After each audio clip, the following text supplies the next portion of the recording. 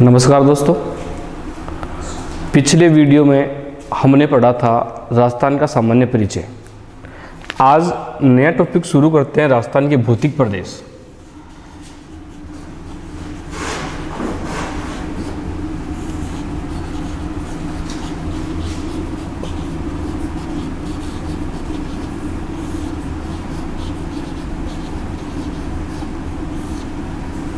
देखो, सबसे पहले भौतिक प्रदेश पढ़ने से पहले हमें पता होना चाहिए भौतिक किसे कहेंगे।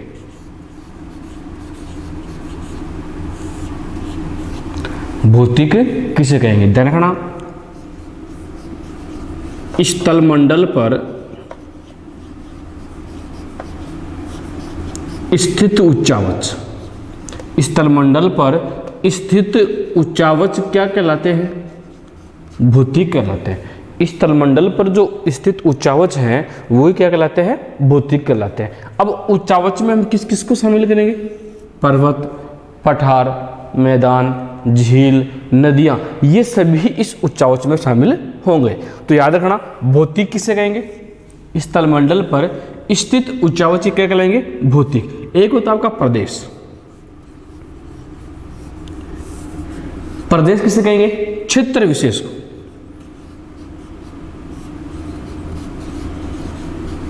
किसे कहेंगे? क्षेत्र विशेष को। अब भौतिक प्रदेश किसे कहेंगे? स्थल मंडल पर स्थित उच्चावच का अध्ययन। स्थल मंडल पर स्थित उच्चावच का अध्ययन यदि हम किसी क्षेत्र विशेष के संदर्भ में करेंगे, यदि हम किसी क्षेत्र विशेष के संदर्भ में करेंगे तो उसे कहेंगे भौतिक प्रदेश। जैसे क्षेत्र विशेष का मतलब राजस्थान। हमें अगर राजस्थान के भौतिक प्रदेश पढ़ने हैं या राजस्थान के उच्चावचों को हमें पढ़ना है तो वो राजस्थान के भौतिक प्रदेश हो जाएंगे। किसके हो जाएंगे? राजस्थान के भौतिक प्रदेश। ये आपको ध्यान रखना भाई। क्या याद रखोगे? स्थल मंडल पर स्थित उच्चावचों का अध्ययन यदि किसी क्षेत्र विशेष के संदर्भ में करते हैं तो उसे कहेंगे भौतिक प्रदेश। ये ध्यान रखना भाई। अब बात यह आती है कि राजस्थान के भौतिक प्रदेशों का वर्गीकरण, राजस्थान के भौतिक प्रदेशों का वर्गीकरण वो देखना। इससे पहले एक बात और ध्यान देना भाई। देखो, उच्चावच मैंने बताया था, उच्चावच पर्वत, पठार, मैदान, झील, नदियां। वैसे ही एक होते हैं मैदान।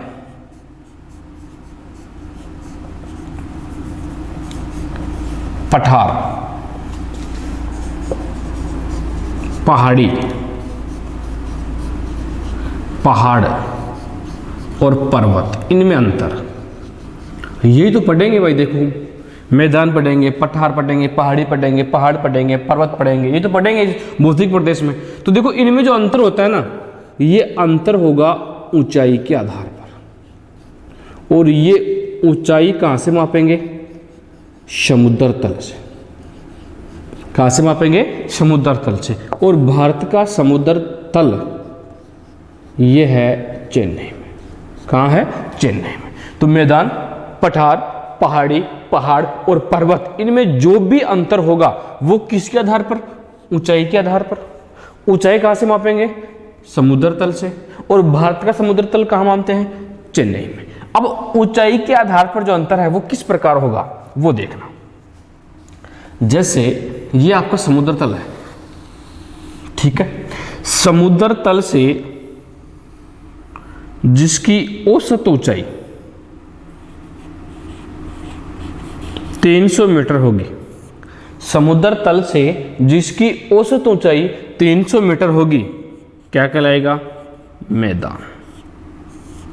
समुद्र तल से जिसकी औसत ऊंचाई 600 मीटर, मतलब 300 और 600 के बीच में, वो क्या कहलाएगा? पठार। औसत की बात कर रहा हूं। और जिसकी औसत ऊंचाई 1800 मीटर, वो कहलाएगा पहाड़ी।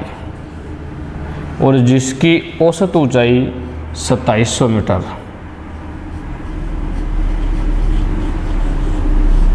वो कहलाएगा पहाड़।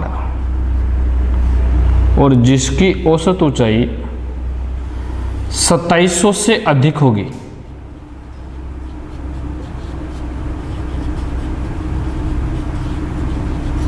वो कहलाएगा पर्वत। ये देखना भाई, तो भौतिक प्रदेशों में ये पढ़ेंगे मैदान, पठार, पहाड़ी, पहाड़ और पर्वत।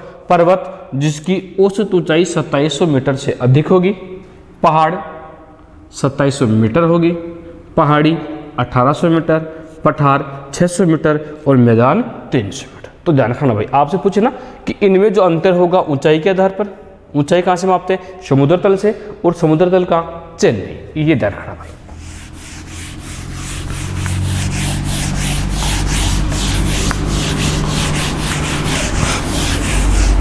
अब पढ़ेंगे राजस्थान के भौतिक प्रदेशों का वर्गीकरण।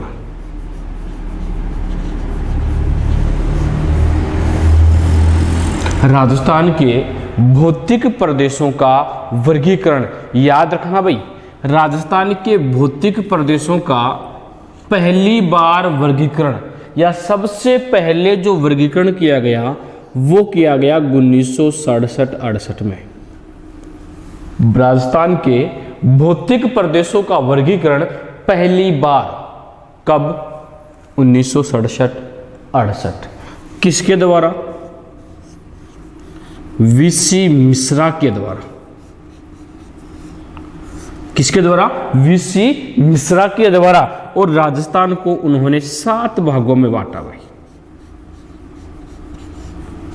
वीसी मिश्रा ने राजस्थान को कितने भागों में? 7 भागों में। पहला था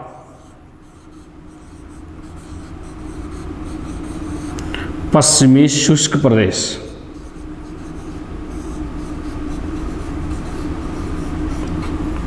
दूसरा है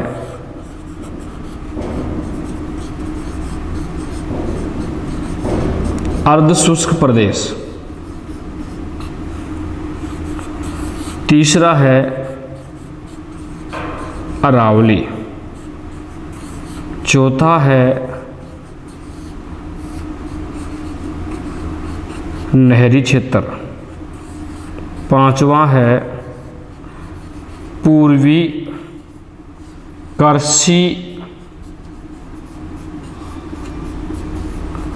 औद्योगिक प्रदेश, छठवां है दक्षिणी पूर्वी पठारी भाग, और सातवां आपका है बीहड़ क्षेत्र या चंबल बीहड़ क्षेत्र।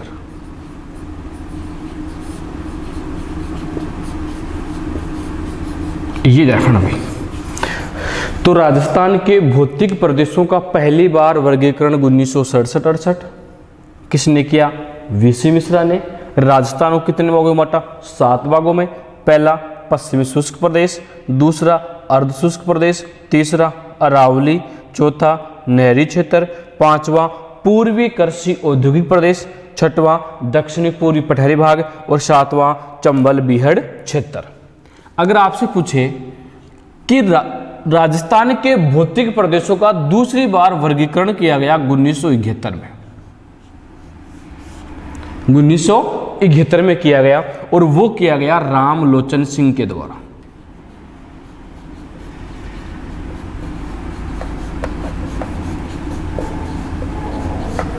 किसके द्वारा? रामलोचन सिंह के द्वारा। ध्यान रखना भाई, रामलोचन सिंह ने राजस्थान को 2 मुख्य भाग, 4 उपभाग और 12 लघु श्रेणी में विभाजित किया है। याद रखना भाई, रामलोचन सिंह ने 1971 में दूसरी बार वर्गीकरण हुआ।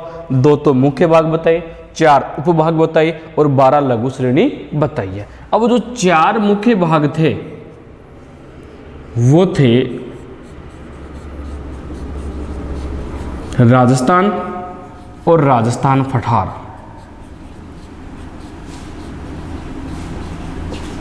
और जो 4 उपभाग थे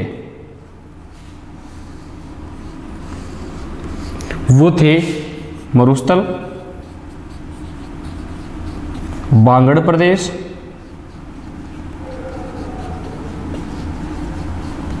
अरावली और चंबल बेसिन।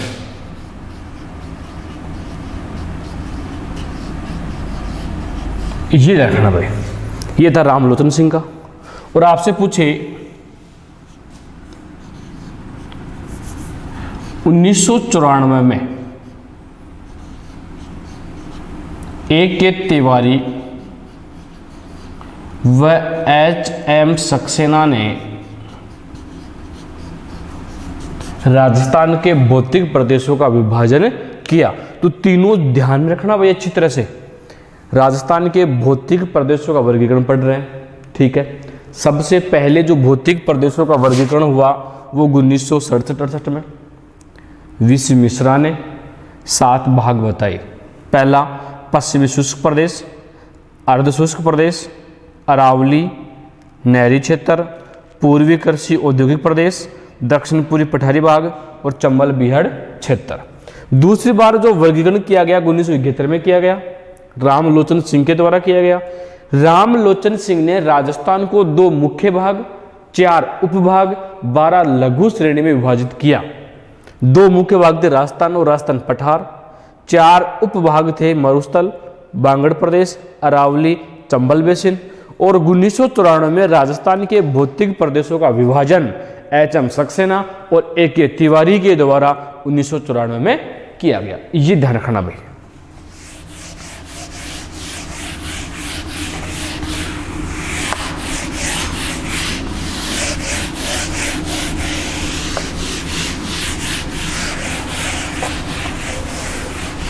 अब देखो, आपसे पूछे कि शब्दावली की दृष्टि से राजस्थान का भौतिक विभाजन।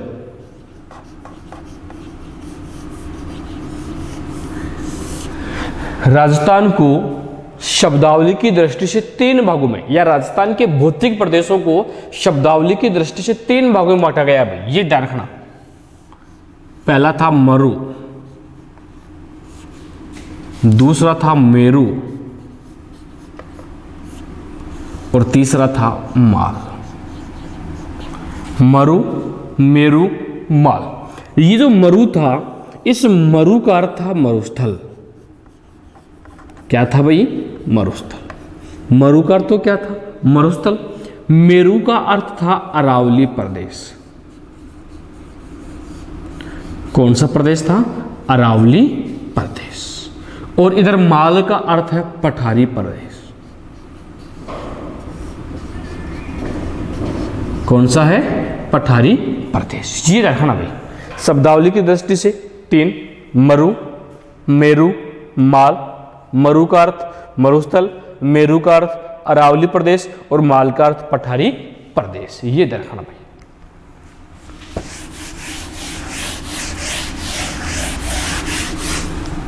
अगर आपसे पूछे कि संरचना की दृष्टि से, ये रखना भाई, यही तो पढ़ते हैं वर्तमान में। संरचना की दृष्टि से राजस्थान के भौतिक प्रदेशों को 4 भागों में, ये ध्यान रखना भाई, यही पढ़ेंगे हम। राजस्थान के भौतिक प्रदेशों को संरचना की दृष्टि से कितने भागों में बांट दिया? 4 भागों में बांट दिया। पहला जो पार्ट है यह है पश्चिमी मरुस्थलीय प्रदेश। कौन सा है भाई? पश्चिमी मरुस्थलीय प्रदेश। दूसरा जो है यह है अरावली प्रदेश। कौन सा है? अरावली प्रदेश। और तीसरा जो है वो है पूर्वी मैदानी भाग। कौन सा है? पूर्वी मैदानी भाग। और जो चौथा है वो है दक्षिणी पूर्वी पठारी भाग। दक्षिणी पूर्वी पठारी भाग। यही तो 4 पढ़ते हैं भाई। अब देखो, पश्चिमी मरुस्थलीय प्रदेश को हमने बांट लिया 2 भागों में, शुष्क प्रदेश, अर्ध शुष्क प्रदेश।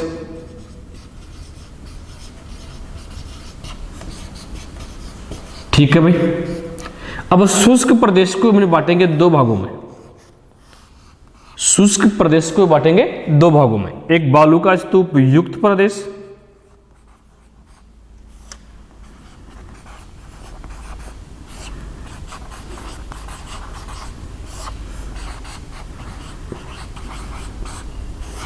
एक बालू का स्तूप,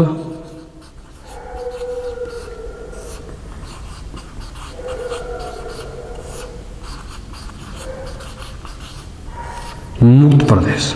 ये देखना भाई, बालू का स्तूप मुक्त और बालू का स्तूप युक्त, ये किसमें आएंगे? शुष्क प्रदेश में। और अर्ध शुष्क को भी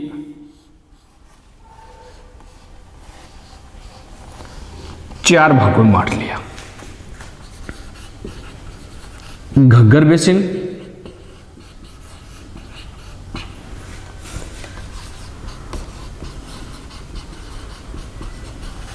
शेखावाटी प्रदेश,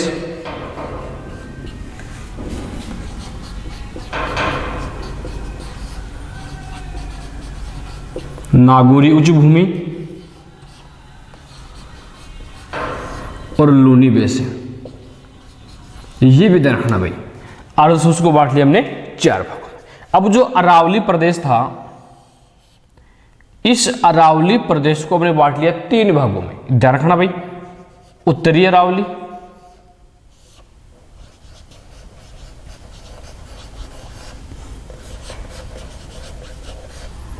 मध्य अरावली और दक्षिणी अरावली।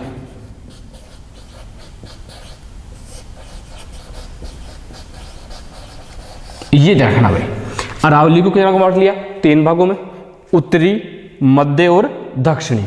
और जो पूर्वी मैदानी भाग था, इस पूर्वी मैदानी भाग को भी हमने बांट लिया तीन भागों में। चंबल बेसिन,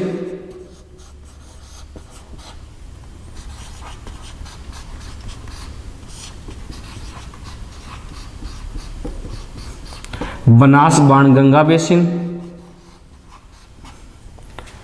और माही बेसिन। माही बेसिन। और इधर दक्षिणी पूर्वी पठारी भाग को भी बांट लिया दो भागों में।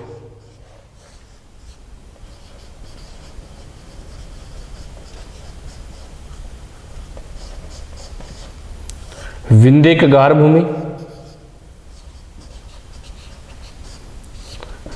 दक्कन का लावा पठार। अब आगे जो पढ़ेंगे वो एक एक के बारे में, यही पढ़ेंगे भौतिक प्रदेश, और इनका एक एक का विस्तार से वर्णन करेंगे। तो ध्यान रखना भाई, संरचना की दृष्टि से हमने राजस्थान को चार भागों में, या राजस्थान के भौतिक प्रदेशों को संरचना की दृष्टि से हमने चार भागों में बांट लिया। पहला पश्चिमी मरुस्थलीय प्रदेश, दूसरा अरावली प्रदेश, तीसरा पूर्वी मैदानी भाग और चौथा दक्षिण पूर्वी पठारी भाग। अब जो पश्चिमी मरुस्थलीय प्रदेश है, इस पश्चिमी मरुस्थलीय प्रदेश को भी हमने दो भागों में बांट लिया, शुष्क प्रदेश, अर्ध शुष्क प्रदेश। ठीक है, अब शुष्क को भी हमने दो भागों में बांट लिया, बालू का स्तूप मुक्त प्रदेश, बालू का स्तूप युक्त प्रदेश। अर्ध शुष्क प्रदेश को हमने चार भागों में बांटा, घग्गर, शेखावाटी, नागौरी, लूनी बेसिन। फिर अरावली, अरावली को हमने तीन भागों में बांट लिया, उत्तरी अरावली, मध्य अरावली, दक्षिणी अरावली। पूर्वी मैदानी भाग को हमने चंबल बेसिन, बनास बाणगंगा बेसिन, माही बेसिन तीन भागों में बांट लिया। और दक्षिणी पूर्वी पठारी भाग को हमने दो भागों में बांट लिया, विंध्यन कगार भूमि और दक्कन का लावा पठार। आगे कल मानचित्र के हिसाब से एक एक को दोबारा से पढ़ेंगे भाई, ध्यान रखना। और अगर मेरा वीडियो पसंद आए ज़्यादा से ज़्यादा शेयर करें, लाइक करें और सब्सक्राइब करें। धन्यवाद।